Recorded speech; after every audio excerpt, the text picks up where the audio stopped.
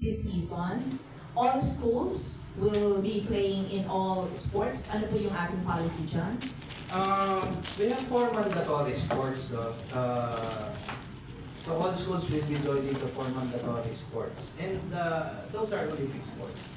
Basketball, volleyball, swimming, and track and field. So, and other events such as table tennis, chess, lawn tennis, badminton, football, taekwondo, lalaruin din po. Yan po yung usual calendar. Plus, of course, a very exciting cheerleading competition. At,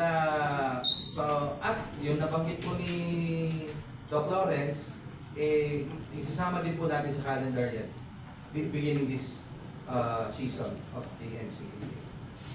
There are also some changes with the scheduling of the sports. Yes. It's actually we are introducing the new format of the NCAA for basketball and volleyball.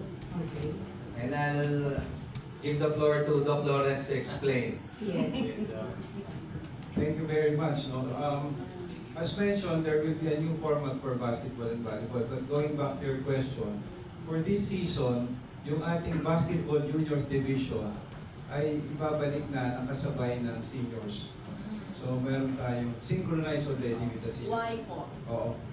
Well, nakita namin na yun din yung magiging beneficial para sa tournament. Makakatulong sa amin na makita namin yung training ng seniors at juniors medyo nagkakaroon ng synchronized. So, about the new tournament format for basketball and volleyball, compared to the previous, there are just 3 phases or stages, di ba? Elimination, semis, and finals. But this time around, no, in fact, Mr. Supan is one of the major proponents of this new format. So, with the new format, we will have 5 phases or stages, no, compared to the old format, which has 3. So, namely, for the new format, we have eliminations, which will be comprised of 13 games. Later, I will explain. After the eliminations, then there will be a play-in. After the play-in, magkakaroon ng quarterfinals. After the quarterfinals, semis and finals. So 5 phases compared to the previous 3 phases. Now for the eliminations, no, ang bawat team magkakaroon ng dalawang round sa group nila. Okay, so that will be 8 games, no. Tapos magkakaroon sila ng isang round sa kabilang grupo, which is another 5 games. So 13 games yan. No, tapos yung bottom 4th and 5th of each group will now have a play-in. No? So let's say 4th seeded and 5th seeded teams of each group, no? They will have a play-in. Whoever wins enters or gets the last slot for the quarterfinals. So moving forward, quarterfinal, it's going to be very exciting kasi magkakaroon ng tinatawag na crossover matches. Crossover matches for quarterfinals. Sa quarterfinals, for example, yung first seeded team ng Group A will be playing with the fourth seeded team of Group B. In the same manner, or rank 4, in the same manner, the first rank of Group B will play, kasi yung na-crossover, with the fourth. So 1 versus 4, 2 versus 3. The nice thing going back to playing, the nice thing about playing, even if you end, no, assuming you ended in the ellipse as the cellar dweller, di ba, yung pinakahuli.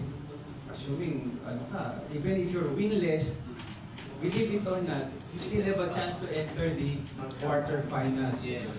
Kasi may play-in eh. So, kung manalo ka dun sa play, pasok ka sa quarterfinal. Makakalaban mo yung team na may twice to beat advantage. What if matalo mo sila? Can you just imagine? Can you just imagine a team just winning 3 crucial games, entering the semis? Can you imagine a tournament like that? Diba? Dito mangyayari yun. Pwedeng mangyari dito. Unlike before, very predictable eh. Kasi dati, pag first round pa lang, ang panalo mo dalawa, Bye-bye na. wala na yun. Yung second round, parang nilalaro mo na lang yun. Of course, the usual thing for the honor of the school. Pero deep inside you, you're out of contention. Dito, hindi eh.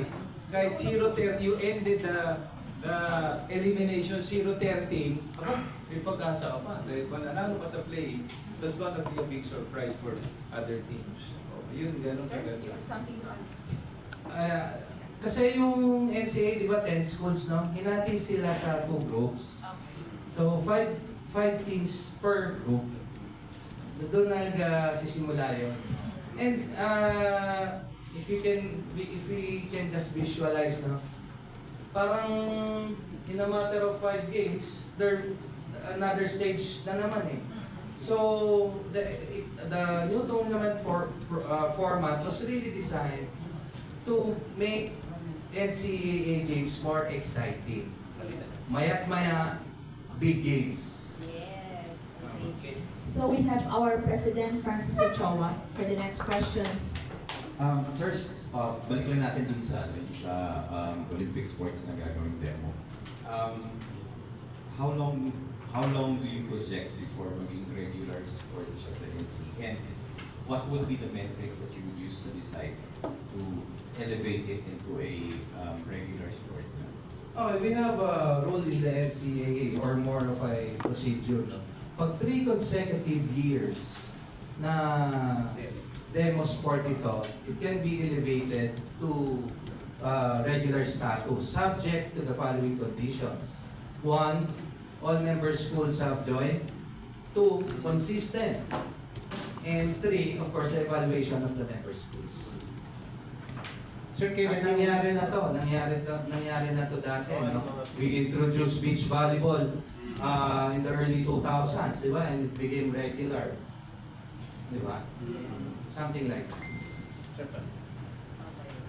Sir, kailan yung sisimulan itong second semester for the new for sports? Kailan po? Anong month po? The chair has instructed us already to coordinate with the respective NSAs. So sisimulan na natin yung pakikipag-coordinate. We just had the agreement signed last couple of weeks back. So most likely after the opening, we'll report back to the chair to inform him or to update him of the developments on this initiative. Nice.